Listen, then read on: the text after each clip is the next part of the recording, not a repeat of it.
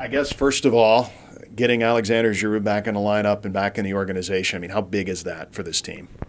Well, Alex is a difference maker, and there's, you can say that about a lot of players, but truly he is a signing that makes a huge difference to this team and for the organization. He adds a lot of offensive depth. Anybody who can score 60 goals in a regular season is a pretty special commodity. So not only is he a great player, but we're adding a tremendous person back to the organization. You talk about good seasons with guys, but this was an unbelievable season between the 60 goals, and you had 15 more in the postseason and a hat trick in the finals in game one that really kind of set the tone for the series. I mean, this is not just another really good player. This is somebody that maybe had the best season of all time in the AHL coming back next year. Yeah, good might have been a bit of an understatement, I guess. Great season probably is more like it.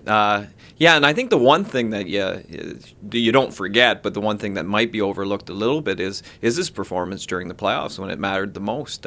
Sometimes certain players who do very well in the regular season have a tendency to go away a little bit when things tighten up in the playoffs. That wasn't the case with Alex. After probably Michael Novrith, he clearly could have been the MVP of the playoffs as well as the regular season. So, adding that to his resume, a Calder Cup championship, and potentially bringing a guy back with that kind of experience is just awesome for this organization. Pretty fair to say you've got a pretty good hand that you've been dealt here at the midpoint of the summer and getting ready for training camp? Yeah, no, it's very nice. Coming into the position, you've got nothing but the most confidence in George McPhee, the Washington organization, as well as with Doug Yingst, to know that you would have quality players. Every summer brings some different curveballs. We weren't sure if we'd be able to get Alex back, who's a huge cog, but it's quite a coup for the organization to get him back. As training camp draws near, this division is always a tough one. I know that you certainly know what that's all about, having been here last year too. This division, top to bottom, seems to be very, very tough again. Binghamton's improved. What do you think about the East?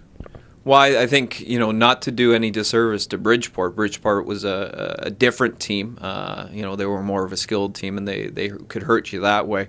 With the addition of Syracuse and with the way their lineup's shaping out, and just their home ice advantage in terms of going into that building and playing in the style of team they have, I think changes the division a little bit, probably makes it more of a meat and potatoes division. Philadelphia and Adirondack will be a tough team to play, as they always are. Binghamton looks much improved, and the addition of Syracuse, who will play that much same style, I think it will be a very competitive division again, and Wilkes-Barre will be right at the top again. Well, it was a priority going into the season when you have a player that has scored 60 goals in a regular season, 15 consecutive games, and 75 overall. That's one of your top priorities. So it was a long time coming. It was a good negotiation session for Alex. He and his agent wanted to do what was best for him, and thank goodness for all of us that he chose Washington Hershey. I think it's really close. I mean, after we won the Calder Cup, you always expect to lose a few key signings.